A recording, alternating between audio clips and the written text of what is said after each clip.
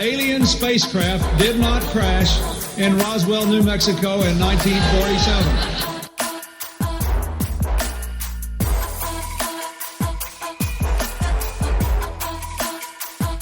You know flat earthers, I guarantee it. But you don't know who they are because they're afraid of talking about it.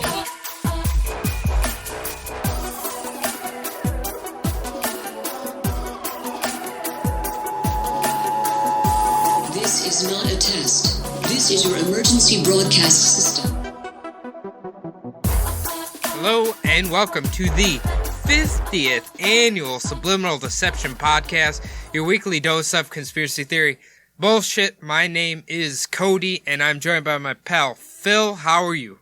Doing good, buddy. How about yourself? Not doing too bad. The weekly weather report is supposed to be a blazing 65 degrees this weekend. Can you believe it? No, I can't. It's going to be great. You know what? It was funny because today was like 50, and people are already like, oh, there's supposed to be snow tomorrow. I was like, please, God, no. I don't. Just get rid of it. I'm done with it. Don't even jinx us with that bullshit. There's one guy at work, they were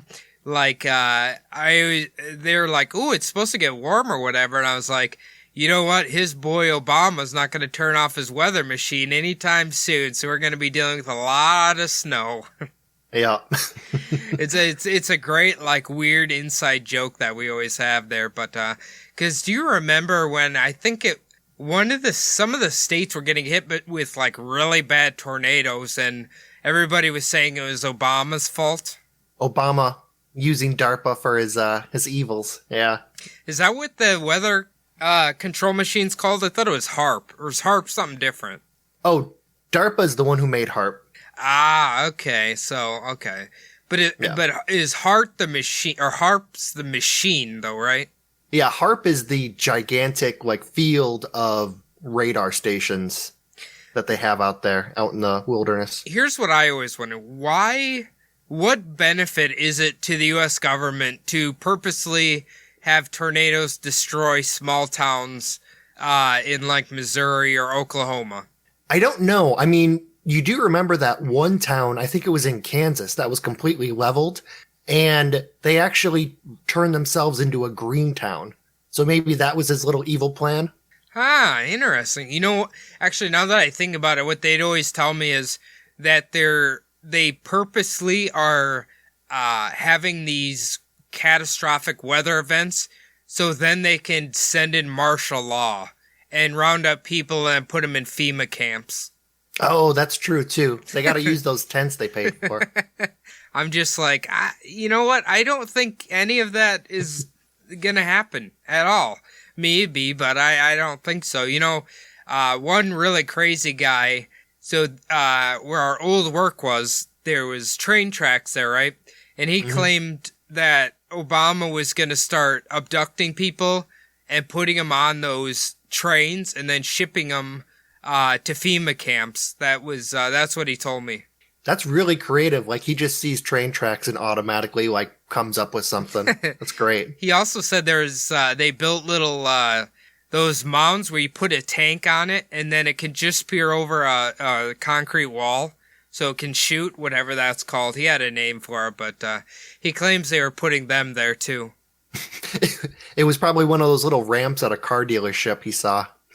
I don't know. Oh, I know what that's for. I kind of wonder if he's even still alive or not, but but anyway, let's move into Madam Bennett's World of the Unusual. Now, this particular issue is from February 10th, 1981, and she has a juicy little story here called Devil Worshippers Blame for Livestock Mutilations. Now, this is interesting because it seems to be either aliens or satanic cults.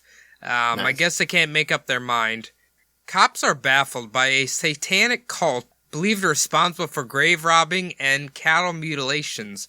Their investigations centered near St. Joseph, Missouri, where there have been a recent outbreak of cattle mutilations. Recently, cops received reports that the group of people dressed in dirty white robes were conducting a ceremony in a cave north of St. Joseph. Goddamn Catholic priests. That's what it is. You know how many Catholic churches there is called St. Joseph, Phil? Yeah, there was one in our hometown. Yeah, that's the only one still there now. Yeah.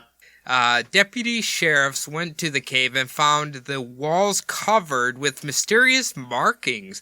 One drawing in black on the cave wall included the word Sabbath. In a nearby cemetery, the cops found a grave opened and empty. The cattle mutilations involved ears being cut from the cattle at the feedlot near the city, the deputies said. So, really, they don't have any proof that this is a satanic cult. And they apparently just found a cave wall that had the word Sabbath on it, which is apparently instantly means it's a devil-worshipping cult. Yeah, I don't know. If it was the 50s, they might have blamed this on the commies. It's the Red Scare. They're coming for us. So I actually know a kid who's really big in urban exploring, right? Mm-hmm. And all these shit buildings and tunnels and caves that he goes into, like there's just stupid graffiti everywhere. So them finding graffiti in a wall of a cave is nothing special. Yeah, that shit could come from anywhere. I mean, could have been written on there 5 years from, before. Yeah, it's probably just like some edgy kids who thought it was cool to write that on a cave wall. Doesn't mean it's a devil cult. Or some kids a long time ago who just really loved Black Sabbath. Put it up on the wall. Hey, this would have been the perfect time for that, wouldn't it, in the 80s? Oh, yeah. True. All right, our second story here is live-in burglar baffles family. A ghost-like intruder lived unseen in a home with a family and has stolen thousands of dollars worth of cash and jewels. Tim and Mary Banner, at first thought the noises in the old Dallas home were made by squirrels or mice, but their kids believed the place was haunted. After money and jewelry started vanishing, a burglar alarm company investigated and found a secret makeshift room in the attic. Inside was a trapdoor leading into a bedroom closet. After boarding up the room and trapdoor, however, the thefts have unexpectedly continued. So maybe it is a ghost. What do you think? Did it say where this house was located? It just said Dallas, so an old house in Dallas, I guess. Dallas. I wonder if that could be like an underground railroad. In Dallas? I don't know. I think they had slaves in eastern Texas. Well, I know they had slaves, but they certainly probably weren't letting them go, were they? Well, the slaveholders weren't letting them go. No, it was abolitionists. No, I know. It's, I don't know. I feel like, some of these like really old houses and stuff just had weird trapdoors and whatnot. Yeah, like the really old ones, especially the ones where they didn't really have hallways. They always had like these weird secret doors to hide the doors because it wasn't fashionable to have a door to a room. So it would always be like some weird, like almost kind of blended into the wall where you had to like push it in. You had to basically know where the door was. So a lot of those old houses had that shit. I mean, it's kind of cool, actually. Yeah. Okay, let's get on to Madam Bennett's prediction for the week. Now, okay, so what did we always estimate? She's about 40 years behind us, so let's see what she said for this week. Talent scouts will find a curly-haired, lonely puppy abandoned on Beverly Hills' posh Rodeo Drive and make him a star who rivals Morris the cat. I don't know when Beethoven came out, but I don't think he was a curly-haired, lonely puppy. Yeah, I'm not too sure about that one. Trying to think when the Kardashians became famous. I was thinking the fucking movie you should never watch, Milo and Otis, but that's a pug. That's not really a curly-haired dog. Could be Air Bud. That could be Air Bud. They forced him into sports. His hips aren't made for basketball, but somehow he plays basketball. Yeah.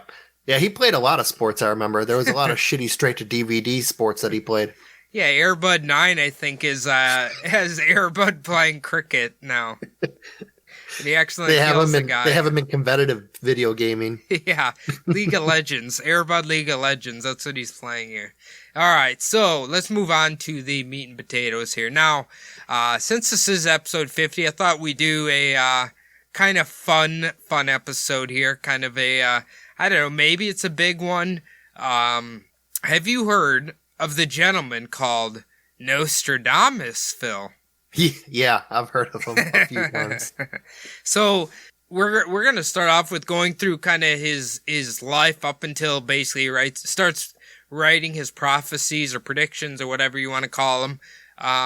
This man had quite an interesting life. I'll have to say that. Don't spoil anything, but how much of his life are you familiar with? I know he lived in France, and he was trying to cure a plague, which is how he got into science. Okay, yes, you are right.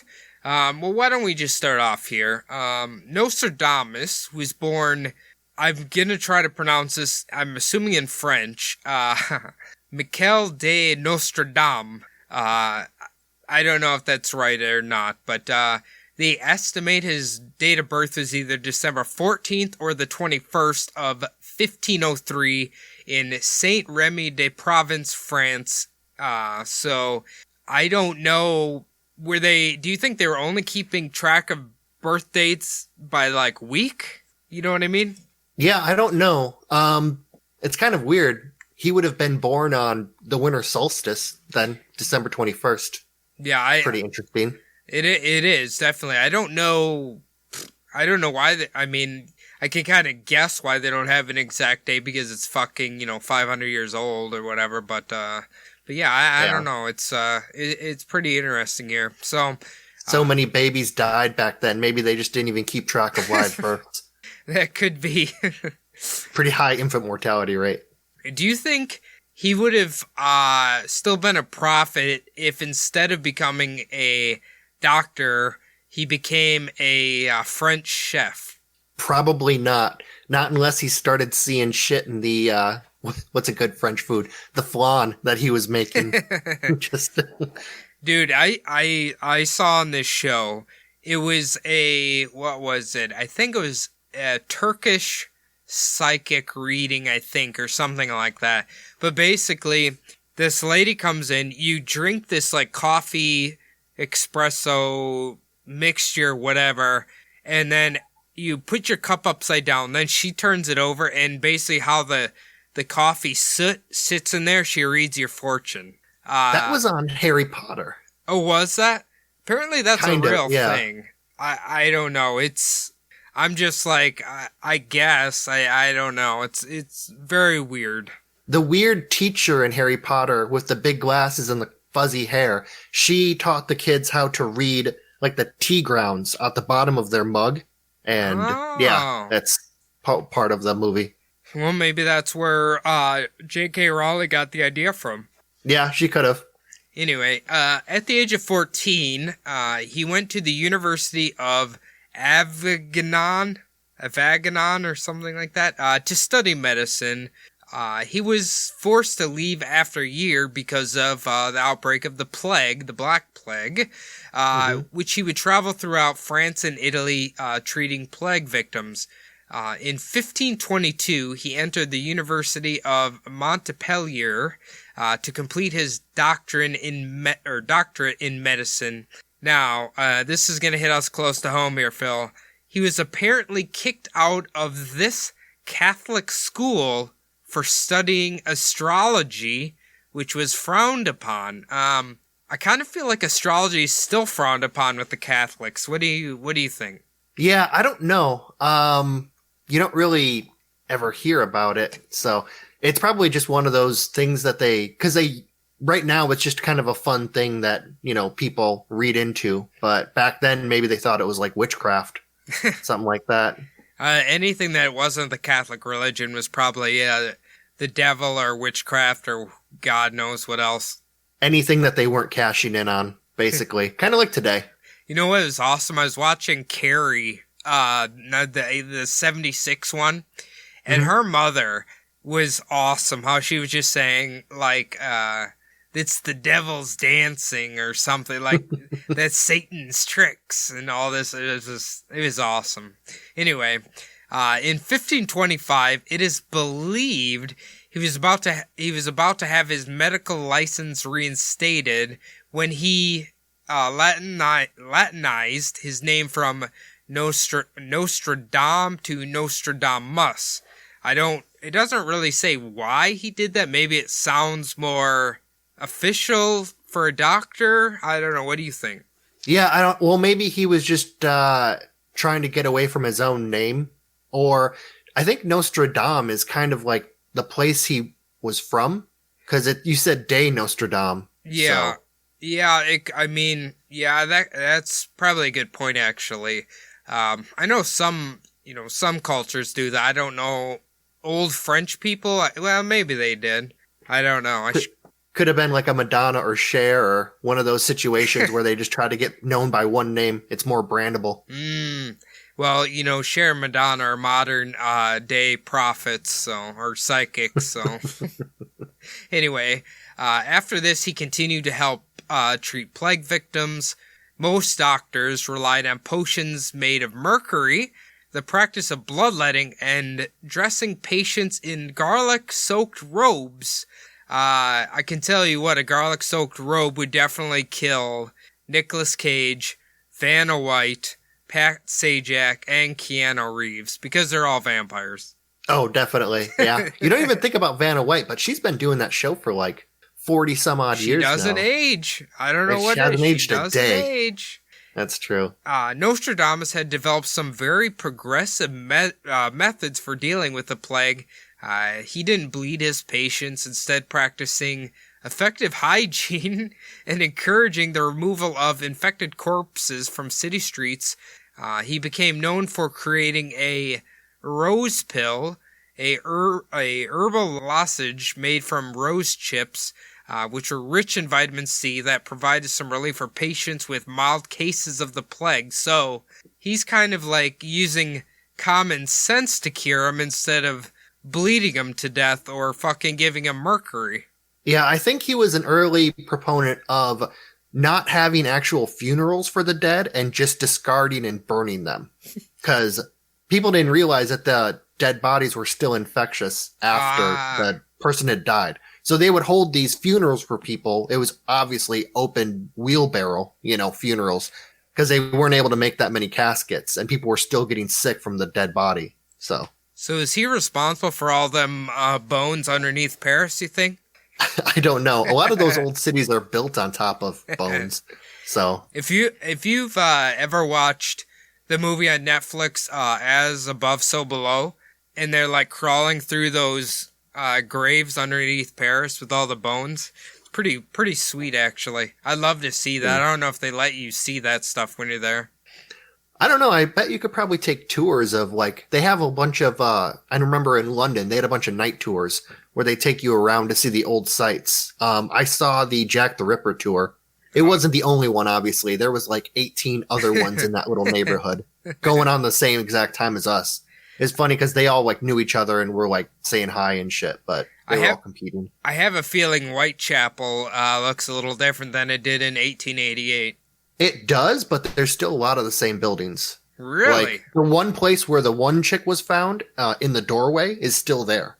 That doorway is still there. Wow, that's crazy. Yeah, and the backyard too, where the famous one was found, cut up. That backyard's still there. The garden. I thought she was found inside a house. There's one where I know there was one that was found in the back garden. Anyway. From that tour. Yeah. Yeah, if anybody's been on that tour, let us know. Email us. Anyway, so like you said, Phil, because of Nostradamus' more progressive thinking with curing the plague, he started to gain a bit of celebrity because he probably was the only one actually accomplishing anything with the plague. In 1538, apparently, an offhanded remark about the church brought him up on charges of heresy. It just seems like he cannot get these goddamn Catholics off his back. Yeah, I think a lot of progressive thinkers at the time had that same problem. Now, apparently, the Inquisition was after him, but he had fled before they could get him, and he traveled throughout Turkey, Greece, and Italy, and apparently it was during this time that he had a psychic awakening, and it all began when he met a group of monks, and he told one monk in particular, "You're going to be the next great pope." Allegedly, the monk he was referring to was Felice Peretti, who became ordained Pope Sixtus V in 1585. So, apparently because he guessed this guy right, now he believes himself to be a prophet, or a psychic, or... I hate using the word prophet, but, like, what else would you call someone who sees prophecies, or makes prophecies? Oof. Be a like prophet, a seer? right? A seer, What? yeah, I suppose a seer. Call him Chris Angel, mind freak. That would be great if his only little things, it was actually just little tricks he would do. It just Yeah. amazed people. Well, I've got about 10 examples of predictions that people believe that he has said that have came true or whatever, and it's like the most cryptic writing ever, so I'll be interested to see how much of it you believe. Anyway. Yeah. His quatrains, I don't want to spoil it for the end, but his quatrains are written in such a way that it could mean almost anything. Yeah, and I'm sure something I've noticed too is the translation from Latin to English or whatever language. Who knows? It could have been adapted incorrectly or whatnot. You know what I mean? So, Yeah. but we'll get to that. We're almost through his little life here. So, like I said, after he apparently predicted the Pope, this is when he started to dive deeper into occult studies, and apparently he would begin to meditate. And when he was meditating is when he'd go into a trance-like state and begin to have his predictions of the future. So it was apparently in these meditative states that he was able to see in the future, apparently. In 1550, Nostradamus wrote his first almanac of astrological information and predictions of the coming year. Almanacs were very popular at the time as they provided useful information for farmers and merchants and contained entertaining bits of local folklore and predictions of the coming year. Now, we still have these. The Farmer's Almanac, I don't know how many people still use it, but I remember when my grandpa was still alive, he would read this and be like, okay, well, it's supposed to rain around this time next year. You know what I mean? So he would plan his crops accordingly to Yeah. whatever the almanac said. Yeah. I do remember seeing almanacs when my grandpa was farming also. So I think Benjamin Franklin put out the most famous one, if I remember. well, The American Almanac. I mean, we understand now that the almanac is essentially following patterns of weather over a long period of time. Yeah. Maybe Nostradamus was smart enough to, I mean, obviously he was a very smart man, but maybe he did something like that. You never know. This is 500 years ago. Yeah. By 1554, Nostradamus' visions had become an integral part of his works in the almanacs, and he decided to channel all his energies into a massive opus he entitled Centuries. He planned to write 10 volumes, which would contain 100 predictions forecasting the next 2,000 years. In 1555, he published Les Prophecies. I don't even know how you say that in Latin, but that's close enough. A collection of his major and long-term predictions. This is where, his... I believe it's this book that contains all his quatrains. The kind of... 4-sentence poems almost with that make the predictions? Yeah, they're kind of not really riddles, but yeah, poems I guess might be a good word for them. Yeah, it's always got to be 4 lines, I know that. Yeah. Why it has to be that, I don't know.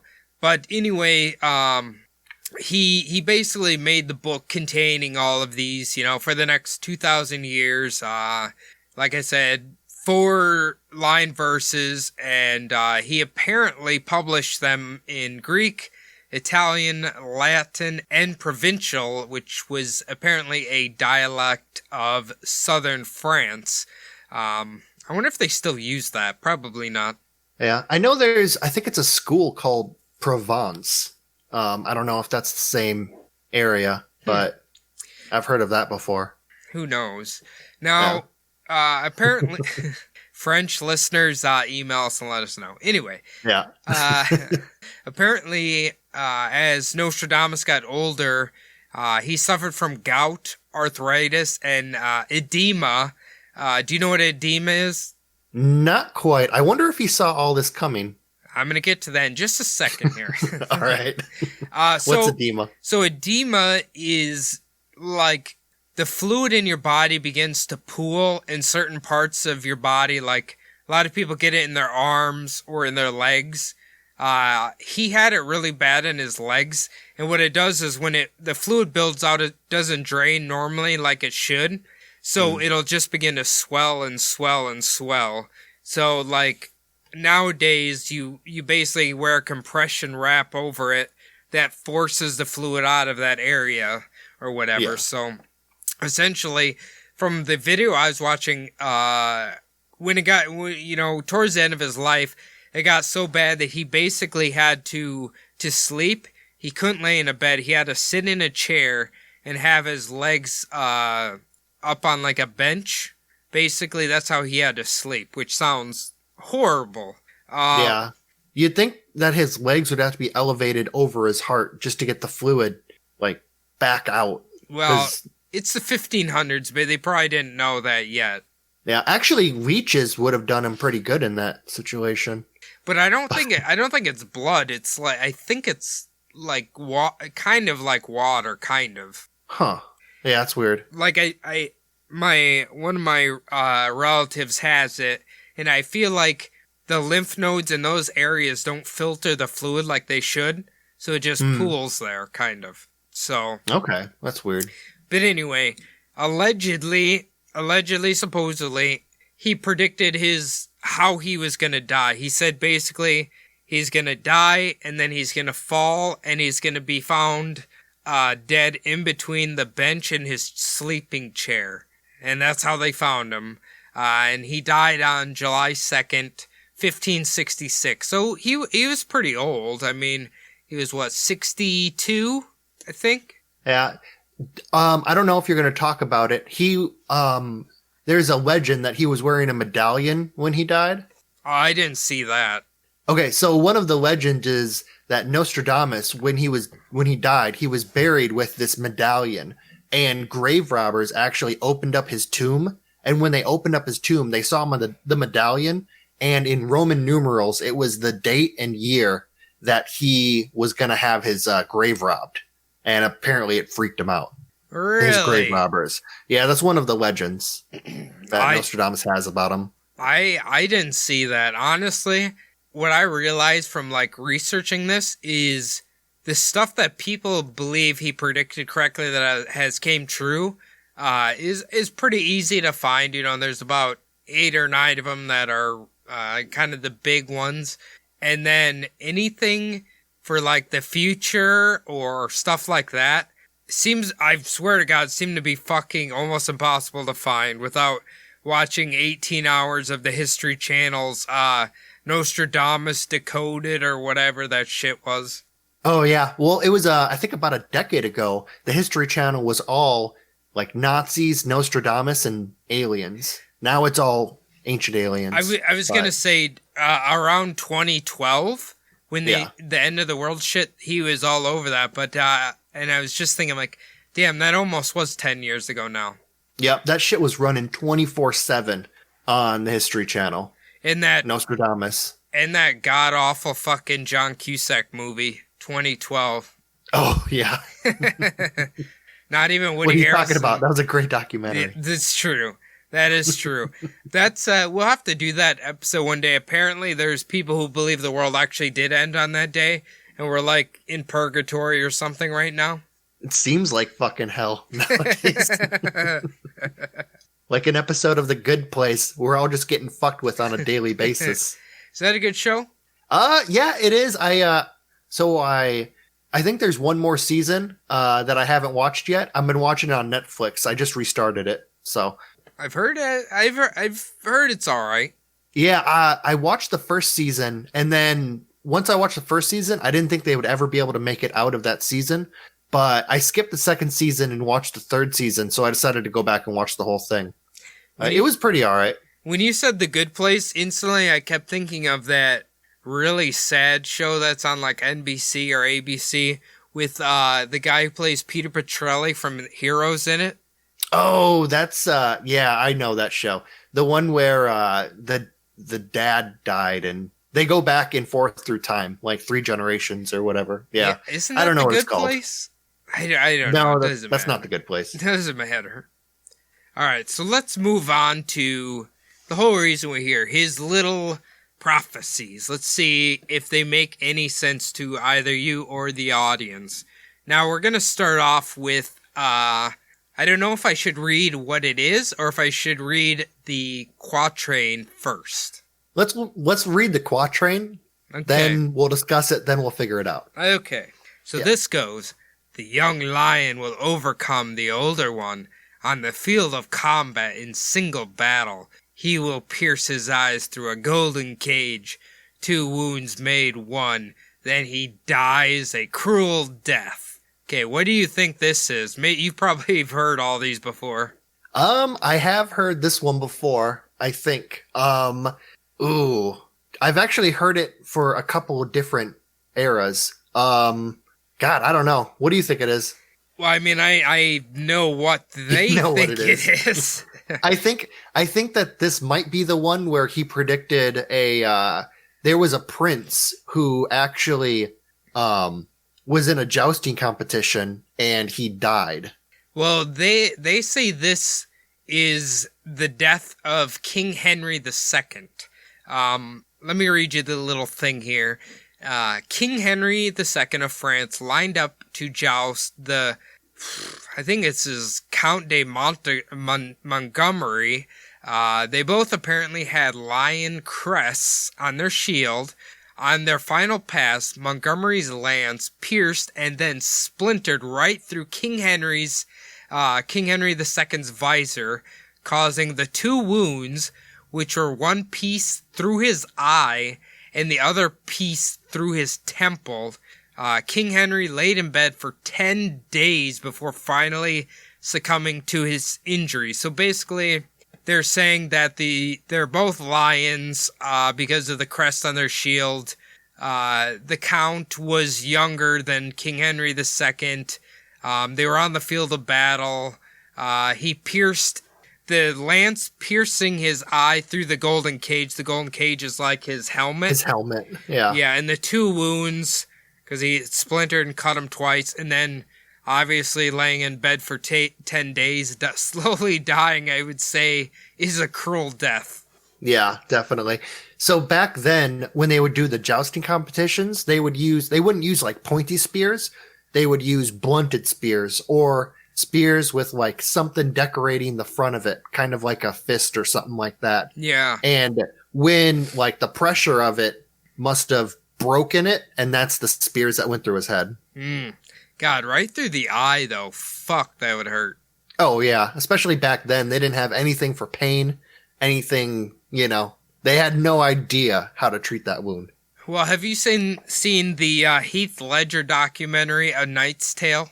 Yes, I have. I don't remember. Does it splinter or he has like a shard inside of his little fist thing? So the little fist thing, actually, I think it breaks apart and it is pointed once it breaks apart. But I thought the guy was cheating and he stuck sharp stuff inside of it. Yeah, I think that is how he cheated. Anyway, so it's actually not a bad documentary. I'd watch it. All right, let me read the second one. The blood of the just will commit a fault at London, burnt through lightning of 23's the 6th. What the hell? The ancient lady will fall from her high place. Several of the same sect will be killed. What do you think this one is? Ooh, that one's got to be something about maybe Princess Diana or no, wait, she died in France. I don't know, Elizabeth? No, this is apparently the Great Fire of London. A small fire that began in a bakery on September 2nd, 1666, very evil, turned into a 3-day blaze that consumed the city. According to some, the blood refers to the millions of rats that would have been killed. I don't know why he'd be predicting rats, but apparently. I'm pretty sure the rats would be the only one who survived that. They're pretty good at getting the fuck out of places. Can you imagine a little bakery burning a whole city down? Jesus. Yeah, back then I can imagine it. Fucking probably everything made out of wood. The fire departments aren't exactly the what we expect today. So. Oh God, I've learned an important lesson that if you listen to like say 1800s or sometimes even early 1900s America, they'll be like, yeah, there used to be a town here and it just went up in flames because everything was wood. And they thought it was smart to just have kerosene lanterns running constantly, so not a great combo. Oh, definitely. And I know that in New York City, the fire departments acted more like gangs back in the late 1700s, early 1800s. Oh, yeah. So what you had to have was you had to actually have a stamp in your window that would say that you're paid up and the fire department can put out your house. By putting out your house, what they would do is they would go in and steal all your shit so that the next house wouldn't start on fire. And if your house was already too far gone, they would just run into the house next to it and steal all their shit. And hopefully it just doesn't burn the whole fucking neighborhood down. They would also splash some water on it, but You know what? Let's bring back these ambitious firemen that we had back in the day. That's what we need, right? All right, let's move on to the next one. From the enslaved populace, songs, chants, and demands, while princes and lords are held captive in prisons, these will in the future be headless idiots, be received as divine prayers. What do you think this is, Phil? Ooh, this could either be the boy band revolution of the late 90s or YouTube singers of the current day. I think it's actually Spice Girls. Yeah. I've heard they do live beheadings on stage, and that's kind of why they had to quit touring, but yeah, I don't know. I think that's why the Dixie Chicks went away. Okay, so those are your two guesses? Yep. Okay. Obviously, they're not my actual guesses, but yeah, let's go for it. This is apparently the French Revolution. Okay. Now, the French Revolution began in 1789. They believe from the enslaved populace, songs, chants, and demands refers to the uprising of the peasants who would eventually take control of Paris. The second and third lines refer to the capturing of the aristocracy and eventual beheading of all of them via guillotine. So, I mean, it kind of makes sense, kind of, right? If you, squint at it hard enough, right? Yeah, it does. I mean, some of the things fit together. There was a movie that came out made after the play, the Les Miserables, or whatever it's called. And I know that the poor people who were fighting against the rich people were singing a lot in that. So maybe it was predicting the horrible movie. You mean the documentary, Les Mis? The great documentary, yeah. I know a few people who are borderline obsessed with that, so expect some hate mail, Phil. All right. But, I mean, if you're going to be in a revolution, you might as well sing while you're at it, right? Did the Russians do that too? I don't know if the Russians, they probably just drank a lot of vodka when they were during their little revolution. But that's what they call singing in Russia. It just includes drinking a lot of vodka and eating borscht. Passing out. Yeah. The sounds of your vomiting is the song. All right, our next one here. Now, this is actually going to be two of them who apparently describes the same thing. Okay. From the depths of the west of Europe, a young child will be born of poor people. He who by his tongue will seduce a great troop. His fame will increase towards the realm of the east. Second one. Beasts ferocious with hunger will cross the rivers. The great part of the battlefield will be against Hister. Into a cage of iron will the great one be drawn, when the child of Germany observes nothing. So, what do you think this is? It's got to be about the Beatles. You think Definitely. so? Yeah. It's either that or Hitler, World War II. But well, it's Hitler technically, but I think it actually is more of the Beatles because their tongue seduced a great troop and a great bunch of young ladies as well. Yeah. Definitely. But yeah, I've heard that one before. It was obviously the Hister and the, seducing children of Germany, all that stuff. So. Yeah. Well, let me read you their little quote-unquote synopsis here. Now, Hitler was born on April 20th, 420, 1889. Apparently, his parents weren't poor. They were actually middle class. I assume that's true, correct? Yeah, they were pretty middle class in a time when middle class didn't really exist, but yeah, they were middle class. I mean, basically, as long as they weren't like dirt poor or whatever. Yeah, like you said, him seducing a great troop refers to him gaining power after World War I. His fame will increase towards the realm of the East, refers to him becoming allies with Japan. Beast ferocious with hunger will cross the rivers refers to apparently the invasion of France. According to some, the greater part of the battlefield will be against Hister, refers to the Allied forces joining together to defeat Hitler. Some claim that Hister is simply just a misspelling, and he meant to put Hitler, but I actually looked it up, it noted this, that Hister is a Latin word meaning Danube, and when I was trying to river. Yeah, exactly. I didn't know what that was. I looked it up, and that was kind of, what is it, the second largest river in Germany or something like that? Yeah, it's the river that basically runs through like mainland Europe, and it separates what's known as like France and what's known as Germany. So, so I guess that kind of makes sense, right?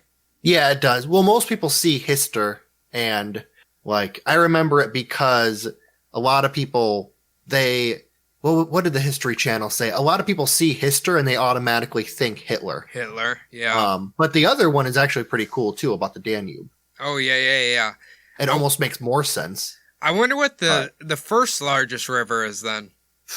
I don't know. I should have looked that up. Yeah. All right, our next one here. Near the gates and within 2 cities, there will be scourges, the like of which was never seen, famine within plague, people put out by steel, crying to the great immortal God for relief. What do you think this is, Phil? Ooh, I don't know. Could have been like a food poisoning at an Olive Garden. I believe. All you can eat soup and salad? It might have predicted the Chipotle famine that went around. Actually, do you think... So is that your conspiracy theory that the Olive Garden is actually responsible for the coronavirus? No, not the coronavirus, just food poisoning in general. But, yeah. Could be Chipotle also. That was a pretty big deal, I think, a year or 2 ago. So was their lettuce. What I'm seeing here, Phil, is that you believe Nostradamus was very hip on, like, modern day music and eateries. Yeah, I think he was just a bit of a shill for pop culture. I mean, look, you put a flannel shirt on him and put him in a brewery, you wouldn't even know he was a fucking psychic. Oh, yeah. He'd just be another hipster. Drop a Fu Manchu on his face. Put a few shitty tattoos on him. He's a hipster like everybody else. Yeah. All right. Anyway, this is apparently the dropping of the atomic bombs near the gate, And within the two cities refers to the atomic bomb being dropped on Hiroshima and Nagasaki.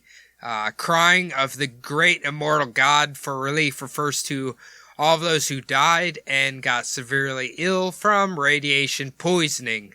Does that make sense? I mean, famine within plague. That doesn't... I mean, I guess that could be radiation poisoning or whatever, but I don't know about that one. Yeah, could be. I mean, sounds good. It said two cities, right? Yeah. So, I mean... sounds good to me. I have a feeling this next one you probably will struggle to get, but because I really don't even know that much about it. Anyway, the lost thing is discovered, hidden for many centuries. Pastor will be celebrated almost as a godlike figure.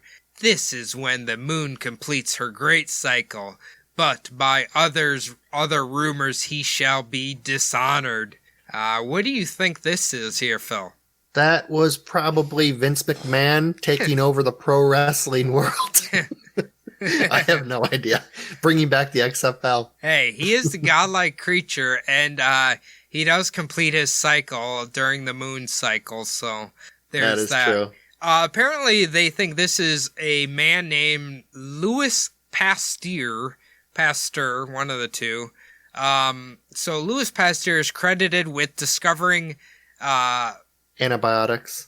Well, it says microbial decay. I don't know if that is he the one who he discovered antibiotics, or did he discover what's needed to make antibiotics? Yeah, it's pretty much that. It's like pasteurization. But Louis Pasteur. Yeah, I'm pretty sure he's the one who came up with like creating mold to fight against bacteria. Gotcha. And it was he made like huge strides in medicine.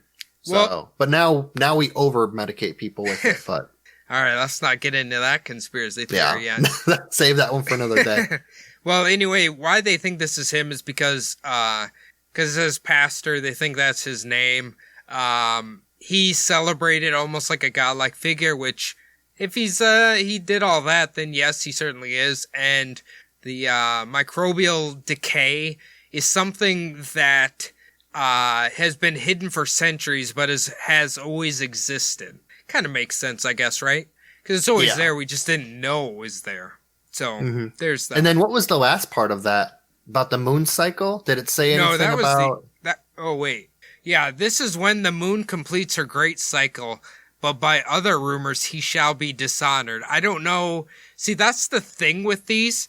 You just pick out the sections that fit what you're trying to say and ignore the rest of it. Yeah, that's kind of like it's just how a lot of conspiracy theory goes. Yeah, it's just. But yeah, I guess I don't know. All right, it could be because maybe like what I was talking about with antibiotic overuse and antibiotics actually becoming a bad thing because it makes bacteria stronger. Could be that shit. Who knows?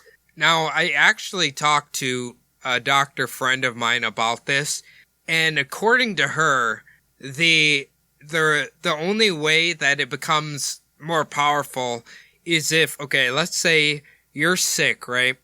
You get a prescription for an antibiotic to take for 10 days, right?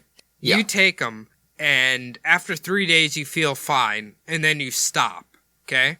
She said it's within that period of not taking it for the full 10 days and stopping early is when it's not fully killed off, and then it can mutate.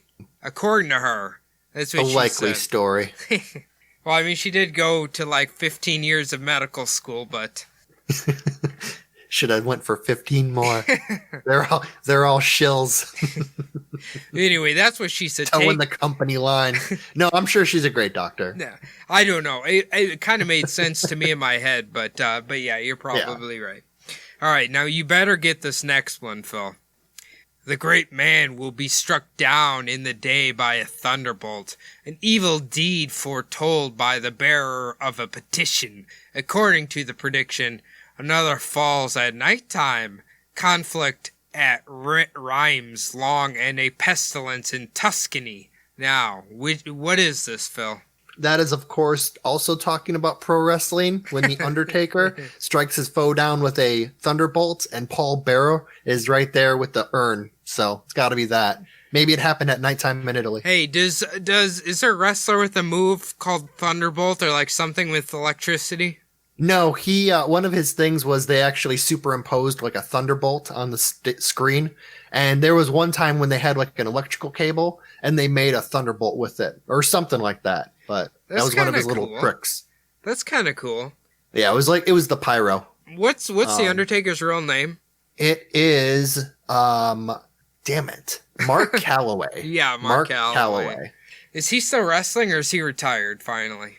No, they're gonna wheel his old ass out for one more match at a WrestleMania this year. So hopefully they don't like what did he have like a 30-year he hadn't lost that goddamn WrestleMania or something? They just threw it away.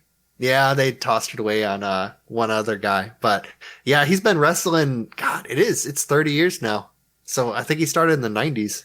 I think one thing that made him successful was he kind of avoided doing a shitload of drugs and killing himself early, right?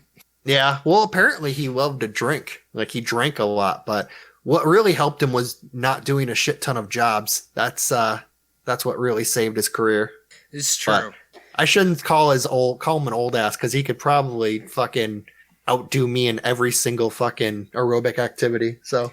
But I'm telling you, man, if you listen to like the podcast Crime and Sports, when they cover wrestlers, it's like the saddest thing, man. They just drugs and steroids and just never taking care of themselves. It's insane. Anything to keep them on the road for just a few more fucking weeks. Yeah, pretty much. Getting that shit pumped into them. Okay, do you have a serious guest? No. Tuscany? Thunderbolt? No, I don't. Okay, so this is apparently the assassination of JFK and RFK. He must be a Republican voter, Nostradamus. Now, well, actually it makes sense because he hates Catholics, and he'd want both of these men dead, right? That's true, yeah, of course. So, an evil deed foretold by the bearer of the petition refers to the numerous death threats that JFK received before his assassination. The great man will be struck down in the day by a thunderbolt refers to JFK's head exploding on November 22nd, 1963. Another falls at nighttime could refer to RFK being killed just after midnight on June 5th, 1968. What say you, Phil?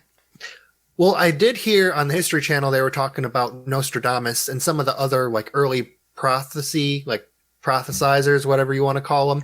They would have to basically figure out like modern technology in a way that they could understand. So I could see how he would think that like a gunshot would be a thunderbolt like that. Yeah, I mean that even as like an allegory or whatever you call it, it's like that's a perfect way to describe a gunshot when you don't know what it is, you know. Yeah. So because it's just something comes in real fast and kills you, then you hear the sound. Yeah. So yeah. I don't know. By the way, I don't know if you've been listening to it, but man, last podcast on the left's coverage of the assassination of JFK, fucking amazing. Good. So good. Yeah, I actually don't work on Friday, so I had to save it for myself all weekend and listen to it on Monday. So good. God, it's good. Yeah, it was good though. But anyway, let's move on to the next one. Let's see if we can nail this one. You're about 1 for 9 now, so you're you're on the right track. I'm coming for 20%. Let's go. Okay, which wrestler is this? Earth-shaking fire from the center of the earth will cause tremors around the new city. 2 great rocks will war for a long time. Then Arthusia will ridden a new river. What do you think this is? It's probably 9/11. Yeah, yes, you are correct there. Obviously, The new city is New York City. Now the two great rocks. I don't know if that means Twin Towers, or could it mean two countries? Or because it says will war for a long time. Yeah, I mean, kind of like they were fighting to stay up. Yeah. So yeah, that's kind of what I thought. I don't know. It also could mean the planes that came in. Yeah, that's a good point. Now, I didn't write it down, but there was like another one I was reading, something about steel birds and all this shit. They think it was 9/11, but it was a little more, subjective than that one, so I don't know. Do think that there was a fake quatrain that was created and disseminated on the internet after 9/11. Oh, really? Yeah, I'm not sure exactly which one it was. It was about like the giant brothers or something like that, the twin giants, and it was too obvious though. It was. It might have been that one because it's something about steel birds and all this shit. I don't know. Yeah. All right, now we're gonna move on to the future section. Okay. Now I want you to tell me what this. Well, I guess these are too obvious. So this guy has apparently 2 for World War III. That is supposedly supposed to happen in the future. So it starts off, in the city of God, there will be a great thunder. 2 brothers torn apart by chaos while the fortress endures. The great leader will succumb. The third big war will begin when the big city is burning. Maybe, is that the one you heard, or is that a different one? That might be the one I heard, or the one I was thinking about, but... Well, okay, let me read the other World War III one, apparently. Okay. Twice put up and twice cast down, the East will also weaken the West. Its adversary, after several battles chased by sea, will fail at time of need. First in Gaul, first in Romania, over land and sea against the English and Paris. Marvelous deeds by the great troop, violent, the wild beasts will lose Lorraine. Apparently that's the other Great World War, or World War III, I guess. Russia invading the West. They kept talking about, he says it's going to last for 27 years, the war or whatever. I don't know where they found this. But, I mean, it's very cryptic, right? So yeah, it's really cryptic. I don't know if I've heard those ones. No, I don't. Apparently those are the World War III predictions, or what they think they are. Now, yeah. Let me read this one. This one's my favorite. After this happens apparently after World War III. The Antichrist very soon annihilates the 3. 27 years his war will last. Oh, I guess there's the war one. The unbelievers are dead, captive, exiled, with blood, human bodies, water, and red hail covering the earth. So apparently, after World War III, the Antichrist is going to rise up and take over everything. Obviously talking about Mitt Romney. Him in his magic underwear rising up and killing everybody. Yeah. Definitely. And his very anti-Hispanic comments that he's going to make on there here. Yeah. Yeah, that's pretty, it's a pretty interesting one. I know that there's supposed to be like a big battle in Megiddo for the Antichrist rising up. Is this, do you think Nostradamus goes along with like the Antichrist is going to be riding his pale horse and shit? Oh, like the Bible prophecy? Yeah. I think they the big theory is that the Antichrist is going to be like everyone's going to think that he's Christ. But really, like, only like the true believers will be able to see that like he's full of shit. And then like the real Jesus will come back and, save the day, open his mouth and basically like crush the enemy. So it's like everybody knows Barack Obama, but you and I and Subliminal Deception fans know Barry Soetoro. That's kinda true. Like that. So we know that's not really who the Christ is. We know the Antichrist is Barry Soetoro, the time-traveling reptilian. It's going to be me, you, and just over 1,000 people fighting against like 7.8 billion. We're going to get him, damn it.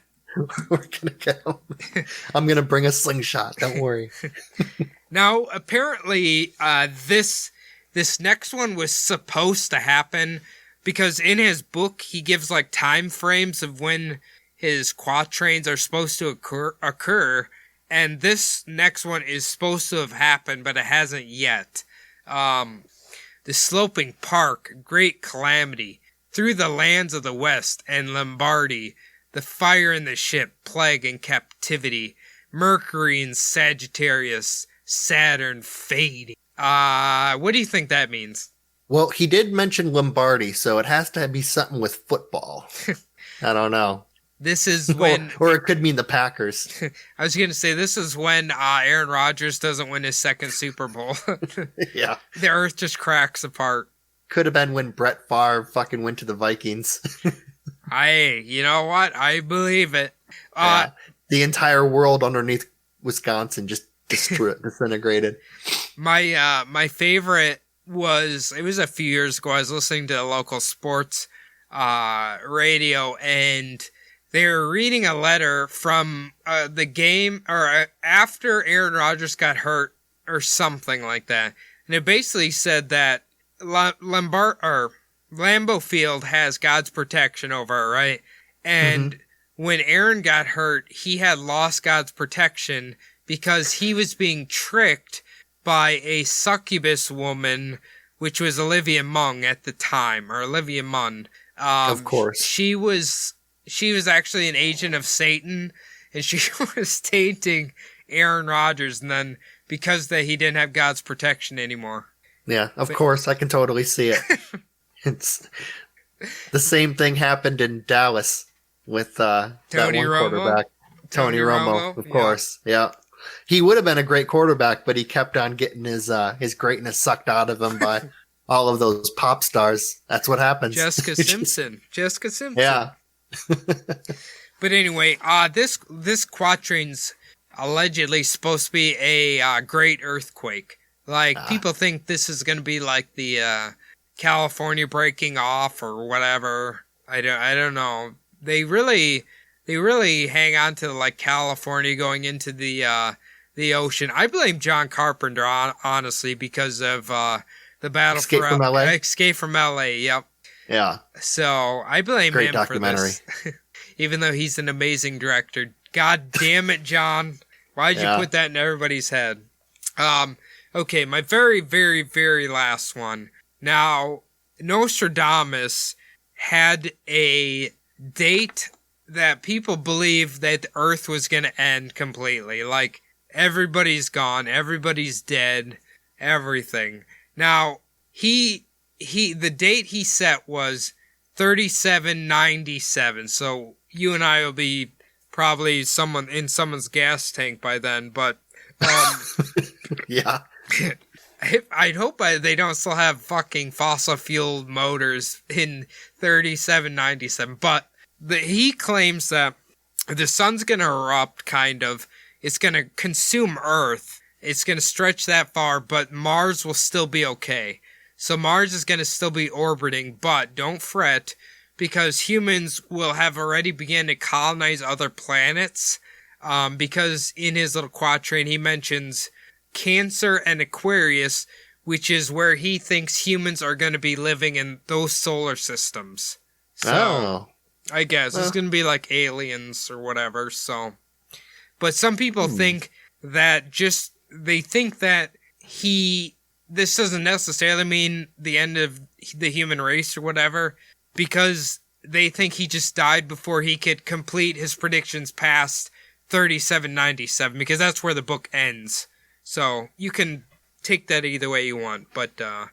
Yeah, I was going to say, you were thinking that the human race was going to be still using gas-guzzling vehicles. Yeah. I was thinking the human race would probably fighting each other with sticks and stones. In 3797? Oh yeah. I think I don't know if I've mentioned this before. I think that all of human history is just a big like a wavelength, and it just goes up and down, up and down. I think we're on our way down right now, but maybe we'll go up in the future, but coming back down after that. I just thought of something, Phil. what if when the Antichrist rides on his horse, right? He's got everybody convinced. And then the real savior, L. Ron Hubbard, comes back from the grave, defeats the Antichrist. What if that was the prophecy? Defeats the real Jesus. If L. Ron Hubbard comes back and fights the real Jesus. There's just a giant ship that comes flying out of there with Captain L. Ron Hubbard on there. He's ready. L. Ron Hubbard, all of his fucking sci-fi books were just foretelling his resurrected powers. That would be interesting. All right. Anyway, so that's the end, Phil. What do you give me your? What do you feel about Nostradamus? Do you think he could see into the future? Do you think he was full of shit? Do you think he was just kind of tricking people? Do you think what do you think about him? I mean, the best charlatans really let you kind of think of this shit for yourself. So you notice that, like, he of course died before any of his predictions, could really be coming true, with the exception of I think the King Henry one. But I would say it's mostly just people, because you can't really foretell what time it's going to be, like when it's going to be, what's really going to happen until you see it from the future looking back. So maybe he really did believe that all of this shit was going to happen, but it's kind of like, I don't know, kind of like a psychic trying to tell you shit. They don't really tell you what's going to happen. They tell you kind of what you're most afraid of, and then you're looking for it. Like I always say, you always find what you're looking for. So if you are looking for it, you're going to look back in history, hundreds of years of history, and be like, oh, there it is right there. Right. Like you were saying, you have to only pick out of these quatrains what you really want to be there. And then the rest you kind of just throw away. You know what it reminds me of? Old Ronald Pegg and his Sears Stone on the Windows 95 fucking CD-ROM. Oh, yeah, definitely. He kind of just picks out what he wants or whatever. And then the rest of human history is just kind of discarded. Like, that doesn't really work. I mean, maybe Nostradamus was a seer or whatever, but I was kind of thinking about it. What if, okay, he didn't have the plague, but what if, like, either his medicines, he was experimenting on himself, or, like, he got some weird disease from being around all these people that kind of deteriorated his brain, or, like, had something where he thought he was seeing visions in the future. You know what I'm saying? Just, like, anything. What year did you say he died? 1566. He could have gotten... What was that one disease? The one that affects your brain. It's sexually transmitted. Yeah, I was thinking of syphilis. Syphilis had been brought back from the New World by then. He could have had it. I mean, very easily. It's like mental deterioration. Yeah, it's funny because that's kind of what I was thinking, but obviously I don't. It's impossible to know because it was so long. I mean, regardless if you think he can actually tell the future or not, like, he had a very interesting life. You can't take that away from him and he did a lot of good stuff for humanity. You can't take any of that away from him. But yeah. Well, I mean, definitely he gives people hope too. Like they think they can actually foresee things. Then I mean, let's say not the predictions, but just the almanac thing. Like, even if he was simply following patterns from previous years to predict the future like we do now, like, that's very ahead of its time, but it still helps people. You could also say that he was possibly just reading into history and making predictions because history repeats itself. Yeah, he could have just been looking at old stories and then putting them into future context. See, that was a thing that I kept hearing when you hear, like, people who aren't, like, hardcore Nostradamus, people just, like, scientists who study him or whatever, that's what they were thinking, that history, even though we don't want to admit it, it always repeats itself. Yeah, I would wonder if you could take his quatrains and actually put them back to, like, Alexandria, like Alexander or Caesar or ancient Greece, or, you know what I mean? Like, yeah, ancient Anatolia, that kind of area. Yeah, I'm sure you could, but yeah. But anyway, Phil, if anyone wants to give us their opinion on Mr. Nostradamus, where can they do that? They can hit us up on subliminaldpodcast@gmail.com. Gotten not quite as many emails last week as we did in the past couple weeks, but people have been talking to us, which is great. Also, hit us up on Instagram at Subliminal Deception Podcast on IG. We again talking to a few people on there, so thank you very much. Cody and I both have our own personal Instagrams. Mine's STPodPhil. Cody, you have a couple? Yeah, follow my personal Instagram at Cody'sAbove. Just send me a message if you'd like. Or you can follow my other podcasts, podcast if you're into true crime, paranormal, and all that. The last thing we need you to do is to log on to iTunes, leave the show a 5-star review, write whatever you want, doesn't matter. If you are on Spotify, please hit that follow button so you can always be updated when we drop a new episode. Otherwise, I hope you guys all enjoyed having a little fun with the old Frenchman, and we'll see you next week. Thanks, guys.